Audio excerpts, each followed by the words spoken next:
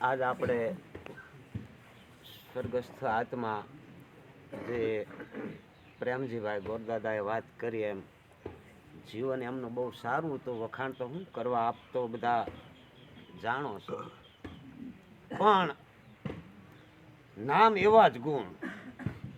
પ્રેમજીભાઈ બહુ પ્રેમાળ, જ્યાં ભાળે ત્યાં ગાડી ઊભી રાખી સીતારામ તરત જ. પછી તો હું એના સત્સંગ ને એની બધી વાતો કરવી. પણ આજ આનંદની વાત એ છે કે જે આજે એમની ઉત્તર ક્રિયા નિમિત્તે મારે ભીખુરામ બાપુ રામકથા વાંચે છે. ગોરદાદાએ 6 ગની વાત બહુ કરી સારી, પણ એમાંય આજ ઉત્તર ક્રિયા નિમિત્તે રામકથામાં રામ સીતાના વિવાહની વાત આવી છે રામકથામાં. આમ શાસ્ત્ર અનુસાર બધા શાસ્ત્રોમાં લગ્ન આવે. એમાં આ રામાયણમાં રામ સીતાના લગ્ન આવે, શિવ પુરાણમાં શિવ પાર્વતીના લગ્ન આવે, ભાગવતમાં કૃષ્ણ અને રૂક્ષમણીને લગ્ન બધાયમાં બધા શાસ્ત્રોમાં આવે. તમે આ રામાયણ તો બધાએ સાંભળ્યું છે, શિવ પુરાણ સાંભળ્યું છે, ભાગવત સાંભળ્યું છે. પછી સદગુરુદેવ આપણને સુરતા અને શબદના વિવાહ કરાવે. લગ્ન બધાયમાં આવે. અને મારા ને તમારા બધાયના લગ્ન 2 વાર થાય. બધાયના લગ્ન 2 વાર થાય, 2 વાર જન્મ થાય. વળી તમને એમ થતું લગ્ન 2 વાર ફેરા તો આપણે એક જ દાન ફરીએ છીએ.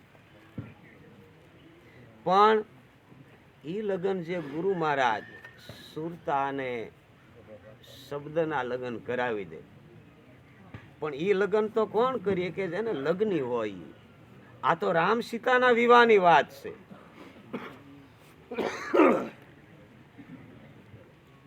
રામદેવ રામાયણમાં લ્યો તો રામાપીર બાપા અને નેતલદેના લગ્ન દરેક શાસ્ત્રોમાં જો.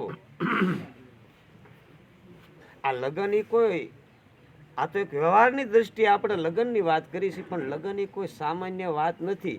જેના જેના લગ્ન થઈ ગયા એના શાસ્ત્રોમાં નામ અમર થઈ ગયા છે.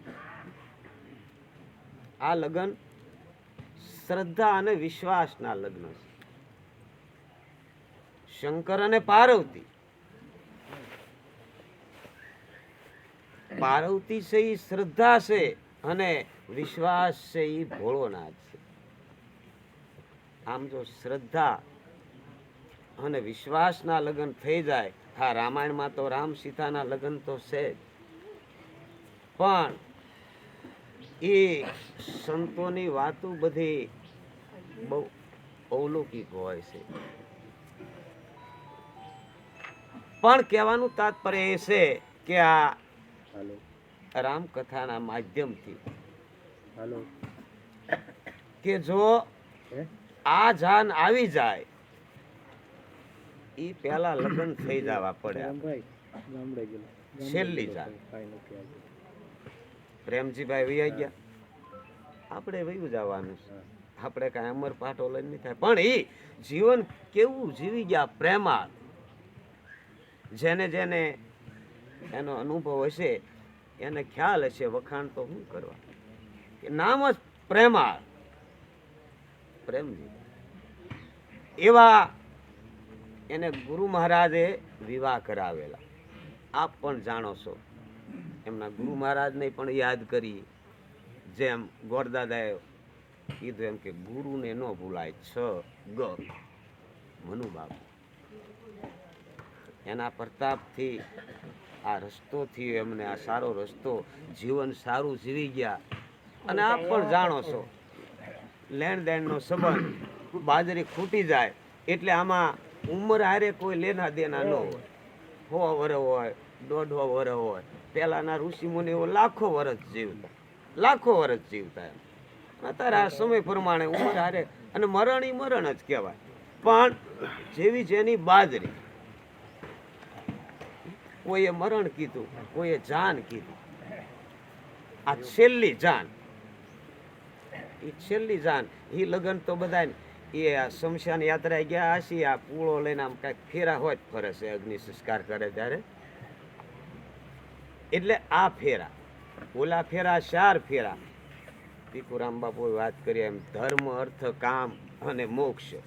અને છેલ્લા ફેરામાં એ પત્ની આદ્ય શક્તિ આગળ હોય છે, એટલે ભક્તિને આગળ કરી છે છેલ્લા ફેરામાં.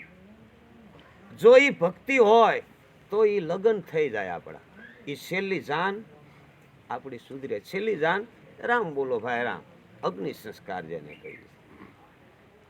આ લગ્ન સમજાઈ જાય એટલે આ રામાયણના માધ્યમથી રામ સીતાના વિવાહ થઈ જાય, શંકર પાર્વતીના લગ્ન થઈ જાય, શ્રદ્ધા વિશ્વાસના લગ્ન થઈ જાય, શબ્દ અને સુરતાના લગ્ન થઈ જાય. પરણે શબ્દ અને સુરતા નાચ સ્વયંવર ગુરુના દેશમાં. આવી આ સવારામ બાપાની વાણી શાક પૂરે છે, તમે સાંભળ્યું હશે. સુરતાનું સગપણ સદગુરુએ કર્યું, ઊંચું કુળ અવિનાશ. સાકર વેચાણી સાચા ભાવની, લેશે જેને પીવું મળ્યાની હોય આશ. આવો સ્વયંવર સદગુરુના દેશમાં. એ સદગુરુના દેશમાં ગયા પછી તમને આ વિવાહની ખબર પડી જાય. શ્રદ્ધા વિશ્વાસના, શંકર પાર્વતીના, શબ્દ અને સુરતાના વિવાહ. પણ તો આ સમયને અનુલક્ષીને આપ પણ જાણતા હશો કે જો લગ્નની વાત કરી આમાં એક શબ્દ ઉપર, લગ્ન ઉપર, વિવાહ ઉપર, તો આનો કાંઈ અંત ન આવે. પણ હવે આ રામાયણના માધ્યમથી જે રામ સીતાના વિવાહની વાત હાલે છે એ આપણે સાંભળશું. અને હું મારી વાણીને વિરામ આપું અને ભગવાનને બધા પ્રાર્થના કરશું કે પ્રેમજીભાઈના આત્માને સદગતિ આપે, એવી પ્રાર્થના સાથે બોલો સદગુરુ દેવ કી.